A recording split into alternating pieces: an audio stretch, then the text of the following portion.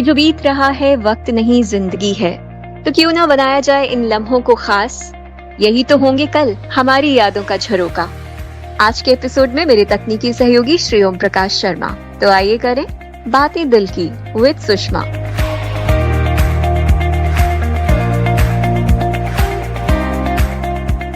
नमस्कार, मैं हूँ सुषमा। नृत्य आपकी नब्ज है, आपकी धड़कन है, आपकी सांस है। ये आपके जीवन की लय है। समय, गति, खुशी, आनंद, उदासी, ईर्ष्या में अभिव्यक्ति है ये। तो आज मिलेंगे ऐसी ही एक नृत्यांगना से जिनकी झोली में राष्ट्रपति पुरस्कार, राजस्थान गौरव अवार्ड, नटराज सम्मान, नृत्य गुरु सम्मान, युवा रत्न जैसे अनेक पुरस्कार तो हैं ही, लेकिन साथ ही शास्त्रीय संगीत में भी महारत जिन्होंने पाई है। अजमेर कथक केंद्र की निदेशक दृष्टि Roy, a classic example of a true multifaceted, successful and dynamic personality. Hello दृष्टि रॉय। नमस्कार सुषमा जी, गुड मॉर्निंग। तो आपके साथ जुड़कर बहुत खूबसूरत लग रहा है, अच्छा लग रहा है और हमारे भी पैरों में थिरकन आ गई है, क्योंकि कहते हैं ना, नृत्य देता है एक उन्मुक्त उड़ान हमारी आत्मा को। इसकी जी। अनुभूति आप बखूबी कर पाती हैं क्योंकि इतने वर्षों से आप नृत्य जैसी कला से जुड़ी हुई हैं। तो जी। दृष्टि रॉय ने कब अपने पैरों में थिरकन और लय महसूस की? ये तो इसकी शुरुआत करीब जब मैं 3 साल की थी तभी हो गई थी, क्योंकि मेरी माँ डॉक्टर नुपुर रॉय, स्वर्गीय डॉक्टर नुपुर रॉय, वो एक बहुत अच्छी नृत्यांगना थी। उन्होंने भारतीय लोक कला मंडल उदयपुर से प्रशिक्षण प्राप्त किया था। वो चूँकि डॉक्टर थी इसलिए अपने प्रोफ़ेशन को बहुत आगे नहीं बढ़ा पाईं, मतलब कि नृत्यांगना के रूप में वो आगे नहीं बढ़ पाईं। तो वो मुझे घर में ही सिखाती थी और जितना भी जो मेडिकल कॉन्फ्रेंसेस होते थे उसमें मुझे वो प्रेज़ेंट करती थी, कभी गुरु वंदना, कभी कुछ। तो बस वहीं से शुरुआत हो गई। मुझे ऐसा लगा जैसे स्टेज में मेरी ज़िंदगी है। और जब मम्मी ने कहा कि आप आर्टिस्ट बनना चाहती हैं, तो बस वही मेरे लिए एक सबसे बड़ी शुरुआत थी। तो बहुत लकी हैं आप कि आपकी माँ आपकी गुरु हैं। तो आपकी नृत्य यात्रा से हम रूबरू होना चाहेंगे। इतने वर्षों में किस तरह आप आगे बढ़ी, 3 साल की उम्र से लेकर आज तक कैसी रही आपकी नृत्य यात्रा? कौन-कौन से वो गुरु रहे जिन्होंने आपको शिक्षा दी? मेरी पहली यात्रा तो मेरी माँ के साथ ही प्रारंभ हुई, जैसा कि मैंने बताया। उसके बाद चूँकि मैं आबू रोड जैसे छोटे से गाँव में थी, तो ये लोगों को बड़ा आश्चर्य होगा, लेकिन ये सच बात है कि जब दूरदर्शन पे एवरी थर्सडे को, गुरुवार को जब नृत्य का कार्यक्रम आता था रात को 10 बजे, तो मैं चिपक के देखा करती थी, क्योंकि मुझे बड़ा अच्छा लगता था। उसमें केलूचरण महापात्रा जी, सोनल मानसिंह जी, इन लोगों के बहुत सुंदर-सुंदर, महाराज जी, इन लोगों के इतने अच्छे प्रस्तुति आती थी कि मैं, कहते हैं ना, वो बीज जो है वो अंकुर वहीं से पड़ा। और मेरा हुँ। मन होता था कि काश मैं भी टेलीविज़न पे दिखूँ और ये सुंदर सी कॉस्ट्यूम पहनूँ और मुझे भी ये जो ऑरा है, वो जो एक, कहते हैं ना, वो प्रतिबिंब जो आपको महसूस होता है, वो हुँ। होना चाहिए मेरी ज़िंदगी में। तो मेरी माँ इस चीज़ को बहुत गौर करती थी कि रोज़ रात को टीवी से जाके एकदम लग जाती है और 11, साढ़े 11, 12 बजे तक देखती है। तो मेरी मम्मी ने बाद में मुझे जब वो अजमेर ट्रांसफ़र हुआ, तो मेरे पहले गुरु थे आदरणीय स्वर्गीय गुरु माणकचंद जी जोधपुरी जी, जो अब इस दुनिया में नहीं है, और उनसे मैंने सीखना प्रारंभ किया। फिर धीरे-धीरे मेरा म्यूज़िक में भी इंटरेस्ट था, क्योंकि विरासत में मुझे संगीत मिला है। मेरे पिताजी बहुत अच्छे तबला वादक थे, इलाहाबाद घराने को वो रिप्रेज़ेंट करते थे। वो पत्रकार थे, लेकिन उनका जो संगीत में जो रुचि है, जो समझ है, वो बहुत लोगों से बिल्कुल अलग थी और विलक्षण प्रतिभा के धनी थे वो। तो उन्होंने कहा, जब ये कर रही हो तो गायन भी सीखो। बस वहीं से फिर जो अजमेर म्यूज़िक कॉलेज के प्राचार्य रहे, आदरणीय गुरु कन्हैया लाल जी मधुकर जी, उनसे मैंने संगीत सीखना शुरू किया और फिर बहुत सारे कॉम्पिटिशन्स में पार्टिसिपेट किया, जिनमें अजय मेरू संगीत समारोह है, राजस्थान संगीत नाटक अकादमी का स्वर्ण जयंती समारोह है। उन सब में जो गुरुओं के आशीर्वाद से जो भी मैं छोटा-मोटा कर पाई, बस वो शुरुआत चलती गई। लेकिन मुझे ये महसूस होता है कि इससे आगे भी सीखना बहुत ज़रूरी था क्योंकि हमारे पास एक लिमिटेड सोर्स और लिमिटेड चीज़ें थी। तो मेरी मम्मी ने मुझे फिर राष्ट्रीय कथक नृत्य संस्थान Delhi, national school of Kathak dance, वहाँ पे मुझे भर्ती कराया और हुँ, मैं स्कॉलरशिप लेके वहाँ पहुँची। वहाँ मैंने सीखा 5 साल आदरणीय गुरु गीतांजलि लाल जी से, फिर नंदिनी सिंह जी जयपुर घराने से, उनसे सीखा मैंने। और उसके बाद ये कहते हैं ना, ये यात्रा ऐसी प्रारंभ हो गई कि बस मुझे लगता है कि शायद मैं इसी के लिए बनी हूँ। धीरे-धीरे मुझे कई सारे काम करने को मिला, मुझे कई सारे काम जो मुझे मिले गुरुओं के बीच में, वो है पद्मश्री शोभा दीपक सिंह जी और शोभना नारायण जी, उमा शर्मा जी, शशिधरन नायर जी, इन लोगों के कोरियोग्राफ़ीज़ में मुझे काम करने को मिला, सीखने को मिला और जो नृत्य की बारीकियाँ हैं, जो लोग जिस तरीके से हुँ। वो लोग नृत्य को देखते हैं ना, वो मुझे देखने को मिला। तो मैं अपने आप को बहुत सौभाग्यशाली समझती हूँ कि मैं आज जिस पड़ाव पे हूँ, जिस उम्र के जिस पायदान पे हूँ, वहाँ मैं इतने बड़े गुरुओं को देख पाई, समझ पाई, ये मेरे लिए बहुत बड़ी बात है। जी, कलाकारों का परिवार रहा है, आपका संबंध रहा है इस परिवार से, तो वो यूँ कहें कि घुट्टी में आपने पी लिया ये सब कुछ। शास्त्रीय संगीत की बात की आपने, तो शास्त्रीय संगीत की शिक्षा और साथ ही कथक भी, कितना जी। प्रभावी होता है ये मेल? एक का दूसरे पर कितना असर होता है? बिल्कुल, प्रभाव तो है ही क्योंकि भारतीय संस्कृति है और भारतीय संस्कृति में हर एक चीज़ आपस में जुड़ी हुई है, चाहे वो साहित्य हो, चाहे संगीत हो, चाहे शिल्प कला हो, चाहे मूर्ति कला हो, कुछ भी हो। तो इसलिए संगीत और वैसे भी ये तो कहा जाता है कि गीतम, वाद्यम, नृत्यम त्रयम संगीत मुच्यते, यानी कि अगर नृत्य भी है, गायन भी और वादन भी है, तभी हम संगीत को पूर्ण रूप से जान पाते हैं। और जैसे कहते हैं भगवान नटराज जो शिव जी हैं, उनके हाथ में डमरू भी होता है तो उसमें से जो ताल की ध्वनि मिलती है, तो इसलिए नृत्य और संगीत जो है हुँ, आपस में एक-दूसरे के पूरक है, अलग नहीं है। ये अगर दोनों साथ नहीं हो तो आप कल्पना ही नहीं कर सकते किसी और चीज़ की तो। दोनों का मेल होना बहुत ज़रूरी है और दोनों को सीखना भी बहुत ज़रूरी है। एज़ एन आर्टिस्ट मैं मानती हूँ कि आप अगर नृत्य करते हैं, तो आपको गायन तो सीखना ज़रूरी है ही। तो दोनों एक दूसरे के पूरक बन जाते हैं और आपकी प्रस्तुति और भी प्रभावशाली हो जाती है। जी। बहुत खूब। अच्छा, बहुत से लोगों को आप बड़ा निहारती थी नृत्य करते हुए, उन्हें देखती थी, ये आपने बताया। किनके नृत्य ने आप पर सबसे ज़्यादा प्रभाव छोड़ा? सबसे ज़्यादा प्रभाव छोड़ा मेरे ऊपर आदरणीय बिरजू महाराज जी ने, गुरुजी को मैं देखा करती थी। वो चूँकि सभी के वो आइडल हैं, रोल मॉडल हैं, लेकिन मेरे लिए इसलिए अलग है क्योंकि मैंने उनको बहुत नज़दीक से देखा है और बहुत आत्मीयता से उनकी बातों को सुना है। मैं उनसे सीख नहीं पाई और आप ये सोचिए कि ये मेरा सौभाग्य रहा कि जब मुझे national institute of Kathak dance में जब एडमिशन हुआ, तो उस समय जो मेरा एग्ज़ाम हुँ। लेने के लिए जो गुरुजी बैठे थे, वो उनके सबसे बड़े बेटे जयकिशन महाराज जी जिनको चीकू गुरुजी के नाम से बुलाते हैं, तो उन्होंने मेरा एग्ज़ामिनेशन लिया और मैं लास्ट लड़की थी मतलब कि बिल्कुल शाम के समय मेरा नंबर आया था और उन्होंने मुझे पास किया और उन्होंने मुझे दिया। तो मैं जयपुर घराना सीख रही थी, लेकिन मेरा एग्ज़ाम लखनऊ घराने के गुरुजी ने लिया और वो भी महाराज जी के सबसे बड़े बेटे ने।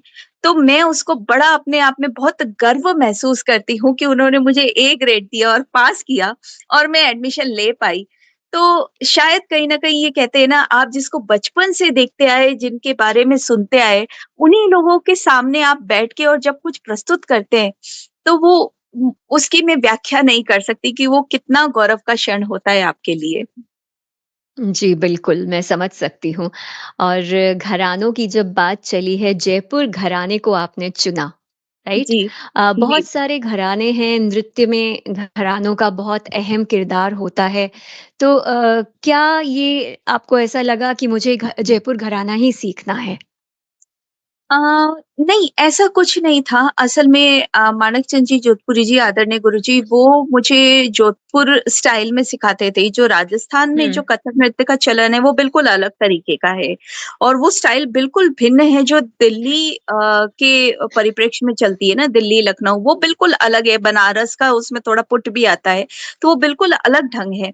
तो इसलिए मुझे कभी ऐसा महसूस नहीं हुआ, लेकिन हाँ, ये ज़रूर है कि जब मैंने जयपुर घराना सीखा, तो उसमें बहुत सारी ऐसी चीज़ें हैं जो मुझे, जैसे वीर रस है, श्रृंगार रस को एक अलग तरीके से प्रस्तुत करने का तरीका है और हुँ। कहते हैं जो एक फुटवर्क का ज़्यादा काम है या कहते हैं अंग बहुत सारे संचालन में चक्कर लगाने पड़ते हैं बहुत जयपुर सारे घराने में। चक्कर, बिल्कुल। और बहुत क्रिस्प मूवमेंट्स होते हैं, मतलब ये बिल्कुल एकदम कट टू कट मूवमेंट्स होते हैं। तो वो चीज़ है ना, वो मेरे लिए बहुत मतलब मज़ेदार है। जैसे कहते हैं ना, नृत्य करते हैं तो बहुत आनंद आता है। तो वो उस चीज़ को देख के मैंने बिल्कुल। सोचा कि मुझे सीखना तो जयपुर घराना है। बिल्कुल, आपने आनंद का नाम लिया और नृत्य तो अपने आप में ही आनंद की अनुभूति है। कहते हैं ना जब एकदम फ्री होकर हम डांस कर रहे हैं तो उससे खूबसूरत कुछ हो ही नहीं सकता। हम अपने आप को जानते हैं, अपने अंदर जी। क्या छुपा हुआ है उसे जान पाते हैं। अ, जी। आप मल्टी टैलेंटेड कलाकार हैं, तो कौन-कौन सी अन्य कलाओं में आपने अपने आप को पारंगत किया है? अ, मैंने गायन तो सीखा ही है, उसके अलावा मैंने सितार में डिप्लोमा किया है, तबला मैंने सीखा है और उसके साथ-साथ मैंने थोड़ा बहुत ओडिसी 1 साल सीखा है आदरणीय पद्मचरण देहुरी जी से। वो पुष्कर यहाँ सिखाने आते हैं, अजमेर जो है, अजमेर पुष्कर। तो बस मेरा मन हुआ कि मैं ओडिसी सीखूँगी, तो मैंने ओडिसी सीखा और करीब 6 महीने तक मैंने बीच में, जब मैं थोड़ी छोटी थी, तो 6-7 महीने मैंने भरतनाट्यम का भी जो है, वो भी प्रशिक्षण लिया है और बाकी ये भारतीय लोक कला नृत्य जो है, वो मैंने अपनी माताजी डॉक्टर नुपुर रॉय से सीखा है। तो वाक़ई आप एक रोल मॉडल हैं उन बच्चों के लिए जो एक साथ बहुत सारी चीज़ें मतलब धीरे-धीरे अपने जीवन में शामिल करना चाहते हैं। आपकी जी, परफ़ॉर्मेंसेज़ को लेकर बात करें, कोई विशेष जी। संस्मरण जो आज भी आपके मानस पटल पर अंकित है? हाँ, बिल्कुल। एक ऐसा संस्मरण है जो बहुत ही मेरे दिल को छूता भी है और जब भी मैं उसको याद करती हूँ, तो मेरी आँखें नम हो जाती हैं। क्योंकि मैंने जैसा आपको बताया इससे पहले कि मैं आदरणीय गुरु सोनल मानसिंह जी को बहुत ही फ़ॉलो करती हूँ। इवन आज भी मैं हुँ, उनको बहुत ज़्यादा ट्विटर वग़ैरह पे फ़ॉलो करती हूँ। तो जब जी। मैं छोटी थी तो मैं ये सोचती थी कि कभी मैं इनको देख पाऊँगी क्या किसी समय? क्या मैं इस लायक बन पाऊँगी कि इनको कभी सामने से देखने का मौका मिलेगा? और देखिए, बहुत सालों बाद एक जयपुर में एक ज्वेलरी शो का आयोजन हुआ, जहाँ मुझे गणेश वंदना से उसकी ओपनिंग करनी थी। और जब वो कार्ड मेरे पास आया सुषमा जी, तो मैं ये सोच नहीं पाई कि उसकी चीफ गेस्ट आदरणीय गुरु सोनल मानसिंह जी थी। ये मतलब कि ये कहते हैं, आप जब मेहनत करते किसी चीज़ के प्रति बहुत आप पैशनेट होते हैं, लगन से चाहते हैं, तो कायनात भी आपको मिलाने के लिए लग जाती है। तो अच्छा, ख़ैर जब वो कार्ड आया तो अपना रियाज़ वग़ैरह तो है ही। जब मैं वेन्यू में पहुँची, तो आदरणीय गुरुजी सामने से आ रही थी और मैंने उनके पैर छुए। मैंने कहा, गुरुजी, आपको मैं, मतलब कि मेरे जीवन तो धन्य हो गया, मैंने आपको सामने से देखा। पता नहीं फिर कब देख पाऊँगी आपको। मेरा नृत्य प्रारंभ होने से पहले मैं दोबारा जब मंच पे चढ़ी, तो मैं उनसे आशीर्वाद लेने के लिए दोबारा से नीचे गई, क्योंकि वो सोफ़े पे बैठी थी। और सुषमा जी। जी, सच बताऊँ कि ये बड़े गुरु लोग जो होते हैं ना, उनके आप छोटे से अंदाज़ से आप समझ जाएँगे कि वो कितने बड़े होते हैं, महान होते हैं। उन्होंने अपनी चप्पल उतारी और मेरे सिर पे हाथ रखा कि माँ भगवती तुम्हें बहुत आशीर्वाद दे, बहुत नाम यश हो। और हुँ, मैं अभी भी ये बात कर रही हूँ ना, मुझे ऐसा महसूस होता है जैसे गुरुजी ने मेरे सिर पे वो दोनों हाथ रखे। मैंने परफ़ॉर्म किया, उनके साथ वो फ़ोटो खिंचाई और वो फ़ोटो मेरे लिए किसी पद्मश्री से बढ़ के है, क्योंकि ऐसा सौभाग्य किसको मिलेगा, जो एक छोटे से शहर से आई, जिसने अपना जीवन इतना समय बिताया अलग-अलग जगहों पे सीख के, और उनको गुरुजी का आशीर्वाद भी मिले और वो चीफ गेस्ट भी और आपके साथ फ़ोटो भी खिंचवा ले। ये ऐसा सौभाग्य सबको नहीं मिलता। हाँ। छोटी-छोटी बातें होती हैं, छोटी-छोटी अनुभूतियाँ होती हैं जो अवार्ड से भी ज़्यादा आपके दिल के करीब होती हैं, हम समझ जी। सकते हैं। अच्छा दृष्टि जी, कभी-कभी ऐसा भी होता है कि स्टेज परफॉर्मेंस में हैं आप, है ना? जी, और जी। आप कोई स्टेप भूल गए या कुछ हुँ, गलत हो गया, लेकिन हुँ। आप नहीं चाहते कि ऑडियंस उसे पहचाने या उनको ऐसा भान हो, तो कैसे जी। कंट्रोल करते हैं ऐसी सिचुएशंस को? ये बड़ा मुश्किल प्रश्न है क्योंकि गलतियाँ तो देखिए गलतियाँ तो पूरे जीवन होएँगी। आप कभी हुँ, पूरा परफेक्ट तो हो ही नहीं सकते और कोई कलाकार ये कह ही नहीं सकता कि हम पूरे परफेक्ट हैं। गलतियाँ होती हैं, लेकिन ये होता है कि उस समय हम जिस स्टेट में होते हैं ना, जिस एक अलग दुनिया में पहुँच जाते हैं, तो एहसास तो होता है कि गलत हो गया, लेकिन उसको उस समय चेहरे पे नहीं आने देना ही सबसे बड़ी उपलब्धि होती है। क्योंकि अगर जी। आपके चेहरे पे वो बात पता चल गई कि आप गलत कर रहे हैं, तो बहुत मुश्किल हो जाती है क्योंकि आपका सारा सब कुछ समन्वय जो है वो बिगड़ जाता है। और ऑडियंस के जो ऑडियंस में आपकी जो ऑरा जा रहा है, जो रिफ्लेक्ट हो रहा है जब आप परफॉर्म कर रहे हैं, तो आप दूर तक लास्ट बैठे व्यक्ति को भी प्रभावित कर रहे हैं। तो अगर उस जी। समय आपके ऑरे में कहीं भी अगर डिफेक्ट आ गया, कहीं भी कुछ आ गया, तो वो तुरंत सब लोग पकड़ लेते हैं। तो सबसे बड़ा हुँ, चैलेंज यही होता है कि आपके चेहरे पे नहीं आना चाहिए। दूसरा ये कि अगर आपने गलती कर दी है, तो अब उसका कोई रेक्टिफ़ाई तो नहीं हो सकता, लेकिन हाँ, ये ज़रूर हो सकता है कि वो आपको पिंच करता रहता है और जब आप नेक्स्ट टाइम आप मंच पे जाते हैं ना, तो वो आपको ये लगता है कि अब मैं ये वाली गलती पिछली बार नहीं करूँ। तो हुँ, ये ये ध्यान रखने वाली बात है क्योंकि कई बार क्या होता है कई आर्टिस्ट भूल जाते हैं कि हमने क्या गलती करी। लेकिन अगर जी। सच में महसूस हो रहा है ना, तो वो आप कभी भी अपने आप देखिएगा कितने भी बड़े गुरु लोग हों, वो कभी अपने परफॉर्मेंस से संतुष्ट होता ही नहीं। वो ये सोचते हैं इसके आगे और होना चाहिए था, इसके आगे और हुँ। थोड़ा होना चाहिए था। तो ये जो और होना चाहिए था ना, यही आपको अच्छा आर्टिस्ट बनाता है और यही आपको सही मार्ग में भी रखता है मतलब कहते हैं ना डाउन टू अर्थ सही आर्टिस्ट की आपने बात करी, सच्चे आर्टिस्ट की आपने बात करी। एक डांसर में क्या मानती हैं आप वो क्वालिटीज़ जो उसे सबसे अलग दर्शाती हैं? क्योंकि कुछ अलग होगा तभी कोई उसे देखना चाहेगा। बिल्कुल, सबसे अलग होना चाहिए पेशेंस, बहुत धैर्य, बहुत शांत मन, शांत दिमाग। ये 3 चीज़ें ज़रूर होनी चाहिए। उसके अलावा तो आप ब्यूटी ये सब बहुत बात की बात है। लेकिन अगर हुँ, पेशेंस नहीं हो ना किसी चीज़ को और दूसरा या आप सीखने की भी ललक रखें। दूसरे को देखें तो उसके आर्ट को भी एप्रिशिएट करें, चाहे वो कोई-सा भी आर्टिस्ट हो, कथक, भरतनाट्यम मैं ये नहीं मानती, कोई भी डांस फॉर्म हो, म्यूज़िक हो। एक आर्टिस्ट अगर दूसरा आर्टिस्ट को एप्रिशिएट करेगा तभी उसकी उन्नति होगी, ऐसा मेरे गुरु लोगों से मैंने सीखा है। नहीं तो आपके मन में अगर कड़वाहट रहेगी, आपके मन में अगर सात्विक विचार नहीं रहेंगे, आप अगर धैर्यवान नहीं होंगे, आपका दिलो-दिमाग शांत नहीं होगा, तो आप कैसे आप कला की ये तो पूजा है ना, पूजा में तो शांत मन से बैठा जाता है और स्थिर मन से बैठा जाता है। तो ये होना बहुत बिल्कुल। ज़रूरी है। ईश्वर से जुड़े रहते हैं हम जब किसी कला को हम दर्शाते हैं, बिल्कुल सही आप कह रही हैं। मेहनत जी, और पेशेंस की आपने बात करी, बहुत सारी मेहनत, तपस्या, प्रैक्टिस, बहुत। डेडिकेशन, वो भी एक लंबे समय तक ज़रूरी है हाँ, ऐसे डांस फॉर्म्स के लिए या किसी भी जी, कला के लिए। तो आप बिल्कुल। क्या मानती हैं आज की जनरेशन इन सब के लिए तैयार नज़र आती है आपको? क्या फ़र्क लगता है आज के वक़्त में और आपके वक़्त में? हुँ। अगर सच कहूँ तो नहीं। आज की जनरेशन्स सीखने में बहुत एक्सपर्ट है, बहुत जल्दी सीखते हैं, बहुत जल्दी उठाते हैं, पर वही वाली बात है जो मैंने आपको कहा ना, जैसे हम गुरु लोगों से डाँट खाते थे। हमारे गुरु अगर हमें बाहर खड़ा कर देते थे, तो हमें लगता था कि हमने कहीं गलती की है, हमारा तत्कार सही होना चाहिए और जब तक हम 100 बार नहीं कर लेते थे, तब तक हमें अंदर क्लास में एंट्री नहीं दी जाती थी।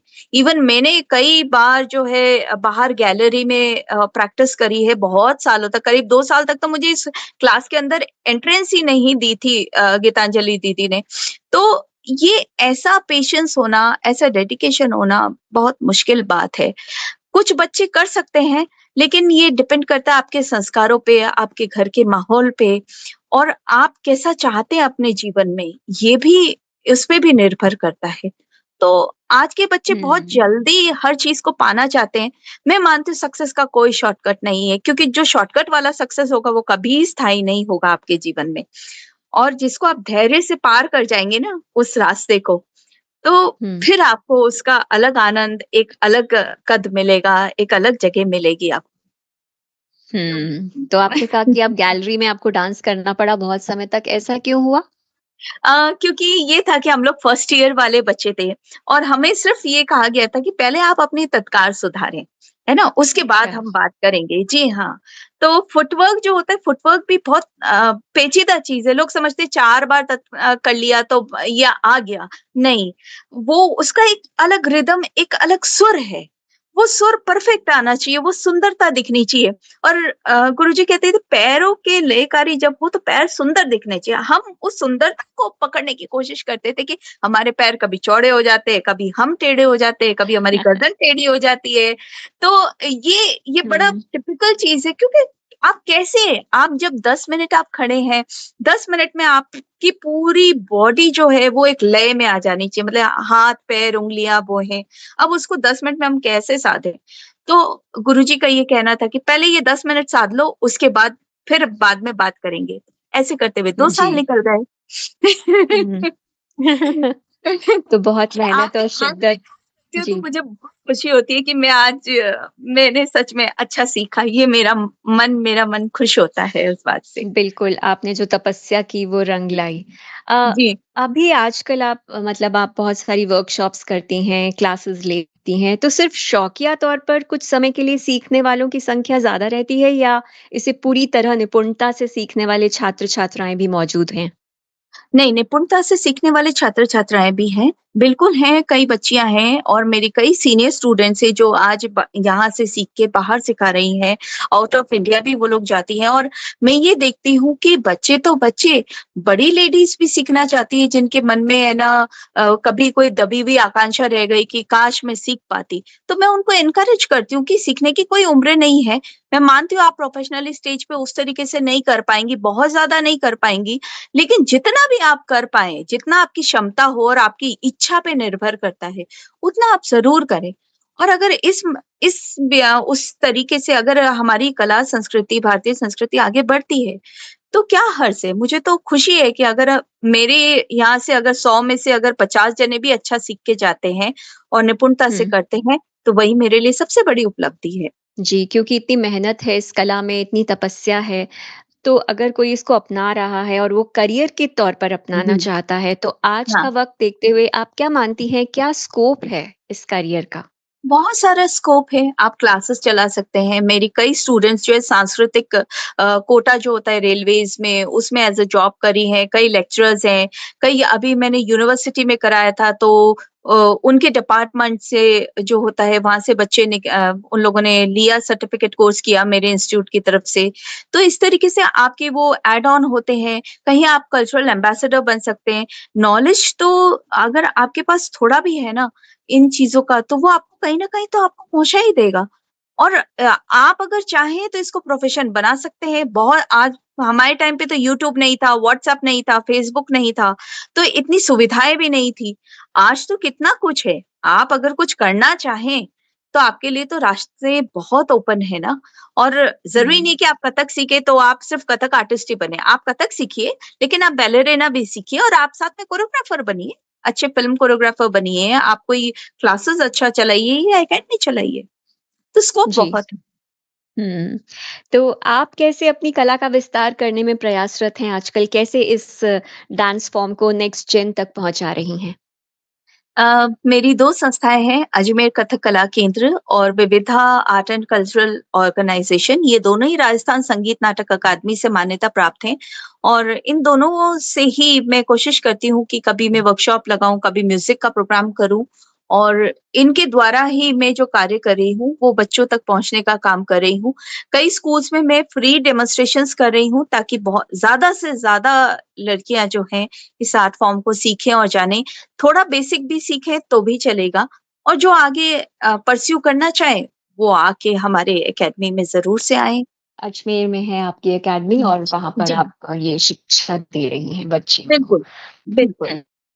दृष्टि जी, वैसे तो आपने अपनी नृत्य कला के बारे में बहुत कुछ हमें जानकारी दी, फिर भी मैं जानना चाहूँगी कि आपके लिए नृत्य क्या है? इसका जवाब क्या मैं दूँ? लेकिन हाँ, नृत्य मेरे लिए मेरे जीवन का आधार है।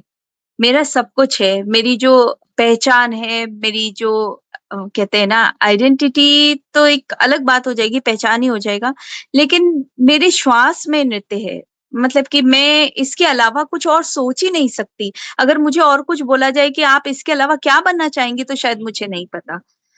तो मेरे लिए जीवन में अगर जो कुछ भी है, मैं जब तक ज़िंदा हूँ, तब तक मेरे लिए नृत्य मेरे लिए मेरी साँस है, मेरे जीवन प्राण वायु है मेरी। इसके अलावा और कुछ भी नहीं है। दृष्टि जी, क्या कहना चाहेंगी यंग अपकमिंग डांसर्स को या जो नृत्य को शिद्दत से अपनी ज़िंदगी का हिस्सा बनाना चाहते हैं?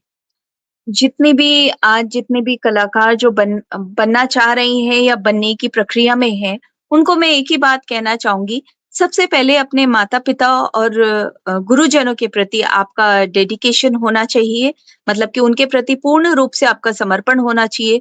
दूसरी बात ये आप जिस कला को साध रही हैं, उसके प्रति भी आप ईमानदार बने रहिए, क्योंकि आपके मन में कहीं पे भी अगर थोड़ा-सा भी कुछ अलग हुआ, तो ये आपके पास से चली जाएगी क्योंकि विद्या है, सरस्वती है। तो इसलिए इसको साध के रखना बड़ा मुश्किल काम है और आप पैसे या ग्लैमर के पीछे ना भागें। मैं मानती हूँ ये सब ज़रूरी होता है, आज के समय में इन सब का बहुत महत्व है। लेकिन फिर भी अगर आप अच्छे आर्टिस्ट होंगे तो आपको कहीं न कहीं रास्ता दूसरे तरीके से मिल ही जाएगा और इस पे चलना बहुत कांटों भरा काम है। इसलिए अपने आप को सँभाल के रखना भी बहुत ज़रूरी है। कहीं भटकाव की स्थिति नहीं होनी चाहिए। जब आप एक जगह पहुँचना चाह रहे हैं, तो उस जगह पहुँचिए। भले ही रास्ते में कितनी भी रुकावटें, कितनी भी समस्याएँ क्यों ना आएँ।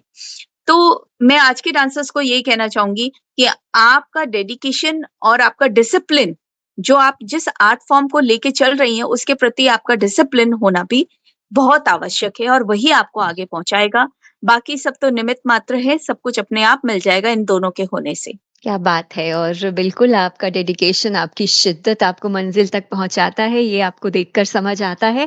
तो आपकी नृत्य यात्रा यूँ ही अनवरत चलती रहे, आप अपनी इस कला का नए-नए बच्चों के ज़रिए विस्तार करती रहें, यही जी। हम आपको शुभकामना देते हैं Drishti Roy ji. Thank you so much. आप लोगों को बहुत-बहुत आभार, धन्यवाद और मुझे बहुत अच्छा लगा आप लोगों से बात करके।